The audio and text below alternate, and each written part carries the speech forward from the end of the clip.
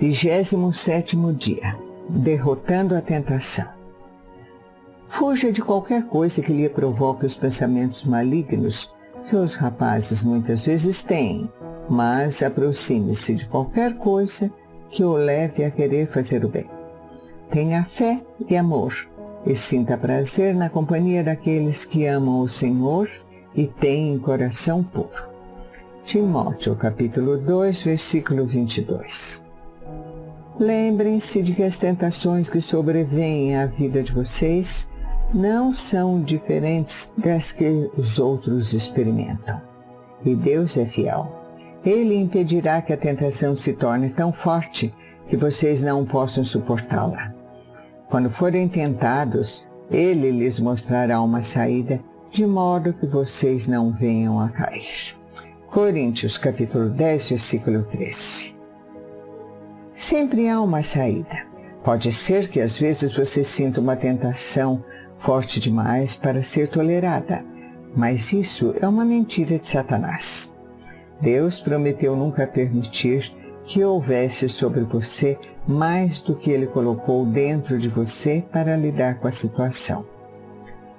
Ele não permitirá nenhuma tentação que você não possa superar. Entretanto, você também deve fazer sua parte, praticando 4 fundamentos bíblicos para derrotar a tentação. Redirecione sua atenção para outra coisa. Pode lhe surpreender, mas em nenhuma parte da Bíblia há orientação para resistir à tentação. Somos orientados a resistir ao diabo. Tiago, capítulo 4, versículo 7. Mas isso é muito diferente, como explicarei mais tarde. Em vez disso, somos aconselhados a redirecionar nossa atenção, porque resistir a um pensamento não funciona. Isso só aumenta a nossa concentração na coisa errada e fortalece a sedução. Deixe-me explicar. Toda vez que você tenta bloquear um pensamento, você o empurra para mais fundo de sua memória. Resistindo, você, na verdade, o fortalece. Isso ocorre principalmente com as tentações. Você não derrota a tentação combatendo a sensação que ela traz. Quanto mais você combate um sentimento, mais ele consome e controla você. Você o fortalece cada vez que pensa nele. Como a tentação sempre começa com um pensamento, a forma mais rápida de neutralizar seu fascínio é desviar sua atenção para outra coisa. Não combata o pensamento, apenas mude o canal de sua mente e concentre seu interesse em outra ideia. Esse é o primeiro passo para derrotar a tentação. Você ganha ou perde a batalha contra o pecado na mente. O que prende sua atenção prenderá você. Foi por isso que Jó falou: fiz acordo com os meus olhos de não olhar com cobiça para as moças. Jó, capítulo 31, versículo 1. E Davi orou: não me deixes ficar pensando em coisas sem valor. Salmos, capítulo 119, versículo 37a. Você já assistiu a um anúncio de comida na televisão e de forma súbita sentiu-se faminto? Você já ouviu alguém tossir e imediatamente sentiu vontade de limpar a garganta?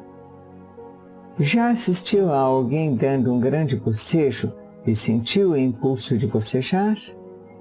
Você talvez esteja bocejando agora mesmo enquanto lê isto. Este é o poder da sugestão. Naturalmente nos movemos para onde dirigimos a atenção. Quanto mais você pensa a respeito de alguma coisa, com mais força ela se apodera de você.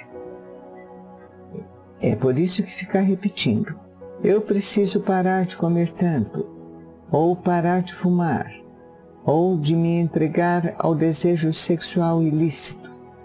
É uma estratégia contraproducente. Ela o mantém concentrado no que você não quer. É como anunciar: nunca vou fazer o que minha mãe fez. Dizendo isso, Você está apenas se programando para repetir o que foi feito. A maioria das dietas não funciona porque mantém você pensando em comida o tempo todo, garantindo que você ficará faminto. Do mesmo modo, um orador que fica repetindo para si mesmo, não fique nervoso, programa-se para ficar nervoso. Em vez disso, ele deveria concentrar seus pensamentos em qualquer coisa, exceto suas sensações. Poderia concentrar-se em Deus, na importância do discurso ou nas necessidades do que irão ouvir.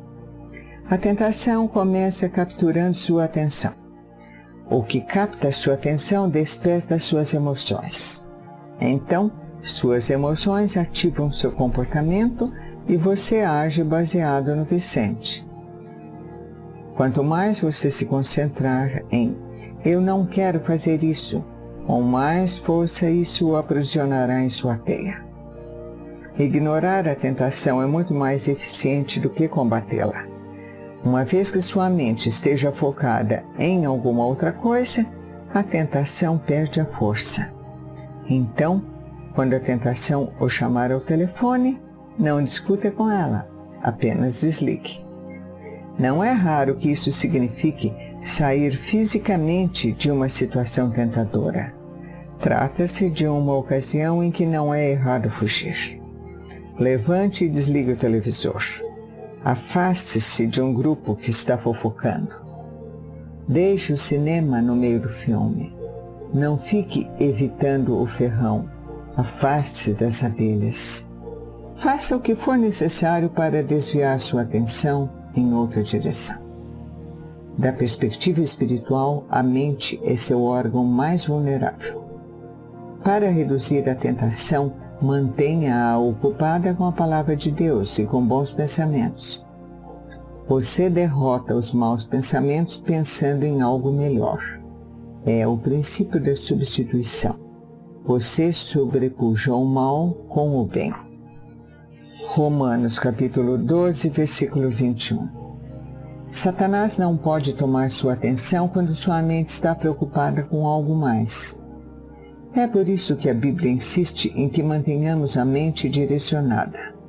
Fixem os seus pensamentos em Jesus. Hebreus capítulo 3, versículo 1. Lembre-se de Jesus Cristo. Timóteo capítulo 2, versículo 8. Encham a mente de vocês com tudo que é bom e merece elogios, isto é, tudo o que é verdadeiramente digno, correto, puro, agradável e decente. Filipenses capítulo 4, versículo 8. Se você realmente quer derrotar a tentação, deve administrar sua mente e controlar o que absorve na mídia. O mais sábio homem que já viveu advertia: tenha cuidado com o que você pensa, pois a sua vida é dirigida pelos seus pensamentos. Provérbios capítulo 4, versículo 23. Não permita que lixo entre em sua mente sem critério. Seja seletivo. Escolha cuidadosamente aquilo em que pensar. Siga o exemplo de Paulo. Levamos cativo todo pensamento para torná-lo obediente a Cristo.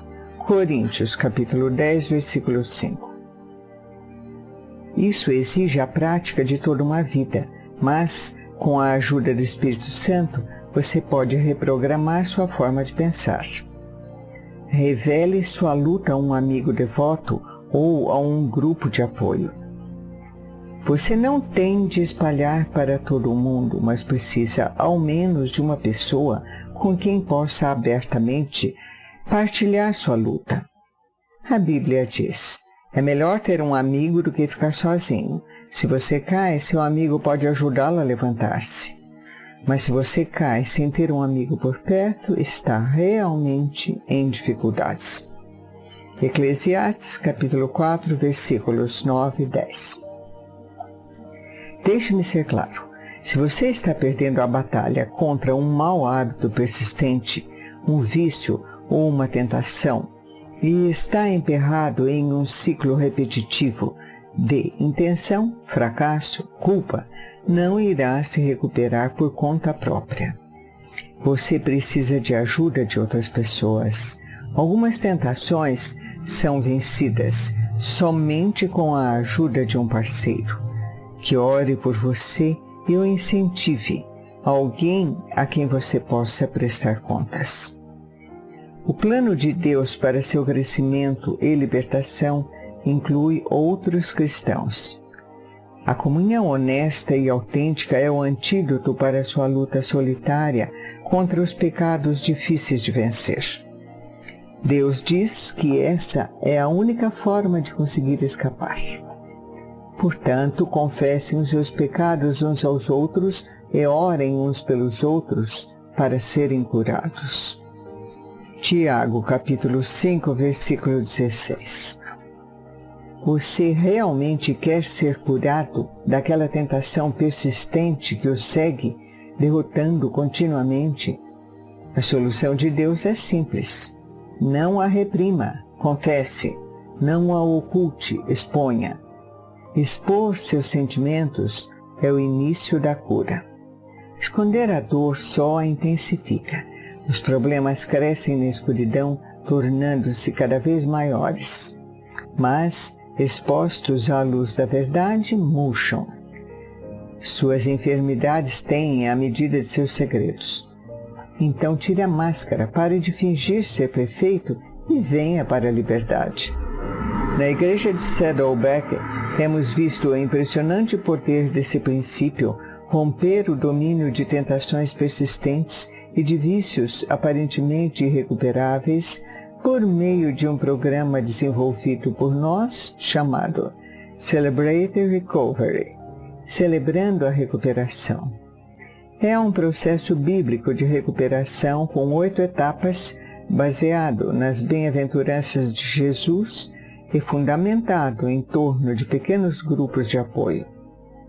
Nos últimos 10 anos, mais de 5.000 vidas foram libertadas de todo tipo de hábitos, mágoas e vícios.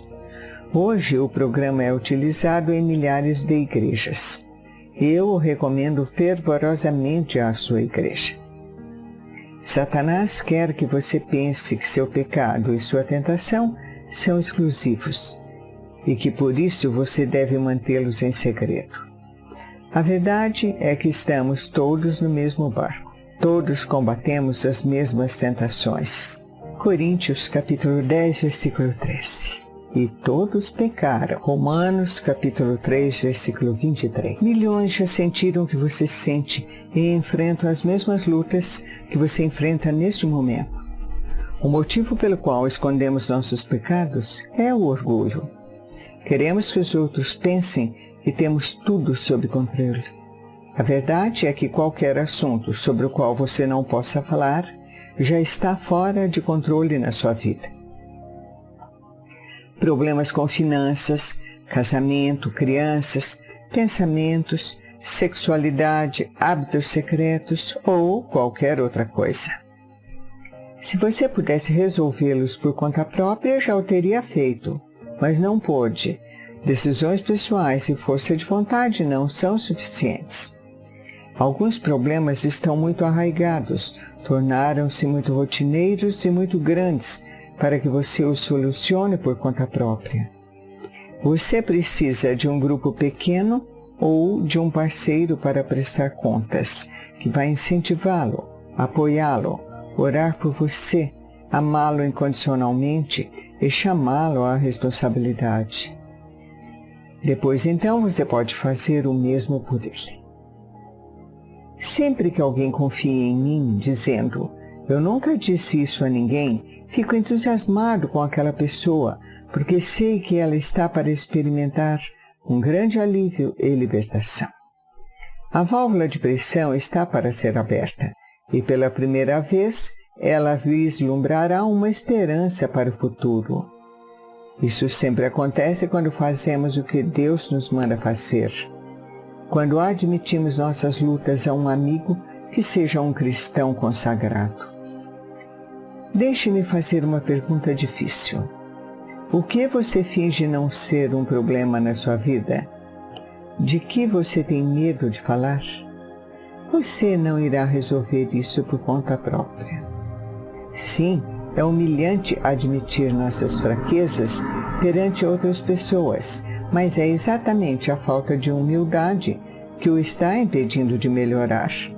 A Bíblia diz: Deus se põe aos orgulhosos, mas concede graça aos humildes. Portanto, submetam-se a Deus. Tiago, capítulo 4, versículos 6, 7a. Resista ao diabo. Após termos nos humilhado e submetido a Deus, somos orientados a desafiar o diabo. A parte final de Tiago, capítulo 4, versículo 7, diz: Resistam ao diabo, e ele fugirá de vocês. Não nos resignemos pacificamente diante de seus ataques. Devemos contra-atacar. O Novo Testamento descreve muitas vezes a vida cristã como uma batalha espiritual contra as forças do mal, utilizando termos que aludem à guerra como batalha, conquistar, luta e superar. Os cristãos são muitas vezes comparados a soldados servindo em território inimigo. Como podemos resistir ao diabo? Paulo explica: usem o capacete da salvação e a espada do Espírito, que é a palavra de Deus. Efésios capítulo 6, versículo 17. O primeiro passo é aceitar a salvação de Deus. Você não será capaz de dizer não ao diabo a menos que tenha dito sim a Cristo. Sem Cristo não temos defesas contra o diabo, mas com o capacete da salvação, nossa mente é protegida por Deus. Lembre-se disto: se você é crente, Satanás não pode obrigá-lo a fazer coisa alguma. Pode apenas sugerir. Segundo, você deve usar a palavra de Deus como arma contra Satanás. Jesus deu o exemplo dessa atitude quando foi tentado no deserto. Toda vez que Satanás sugeria uma tentação, Jesus reagia citando as Escrituras. Ele não discutiu com Satanás. Ele não disse: "Não estou com fome", quando foi tentado a usar seu poder para uma necessidade pessoal. Ele simplesmente citou uma parte das Escrituras que havia memorizado. Nós devemos fazer o mesmo. Há poder na palavra de Deus e Satanás a teme. Jamais tente argumentar com o diabo. Ele argumenta melhor do que você, pois teve milhares de anos para praticar. Você não pode enganar Satanás com sua lógica ou opinião, mas pode usar a arma que o faz tremer, a verdade de Deus. É por isso que memorizar as Escrituras é algo absolutamente essencial para derrotar as tentações. Você a acessa rapidamente quando é tentado. Como Jesus, você tem a verdade guardada no coração, pronta para ser lembrada. Se você não sabe nenhum versículo bíblico de cor, sua arma está sem balas. Eu o convido a memorizar um versículo por semana, pelo resto de sua vida. Imagine como você ficará mais forte. Perceba sua vulnerabilidade. Deus nos adverte para nunca ficarmos orgulhosos ou muito confiantes, que é a receita para a desgraça. Jeremias disse: "O coração é mais enganoso que qualquer outra coisa, e sua doença é incurável." Jeremias capítulo 17, versículo 9. Isso significa que somos bons em enganar a nós mesmos. Nas circunstâncias adequadas, qualquer um de nós é capaz de qualquer pecado. Não devemos jamais baixar a guarda e imaginar que somos imunes às tentações.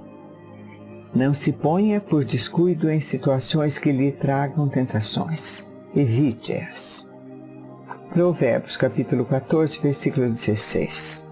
Lembre-se de que é mais fácil ficar fora das tentações do que sair delas. A Bíblia diz: "Não seja imaturo nem autoconfiante. Você não é exceção." Você pode cair de cara no chão, como qualquer um. Esqueça a autoconfiança, ela não vale nada. Cultive a confiança em Deus. Coríntios capítulo 10, versículo 12. 27º dia, pensando sobre meu propósito. Um tema para reflexão. Sempre há uma saída. Um versículo para memorizar. Deus é fiel. Ele impedirá que a tentação se torne tão forte que vocês não possam suportá-la. Quando forem tentados, Ele lhes mostrará uma saída, de modo que vocês não venham a cair. Coríntios capítulo 10, versículo 13. Uma pergunta para meditar. A quem eu poderia pedir para ser meu parceiro espiritual, para me ajudar a derrotar uma tentação persistente, orando por mim?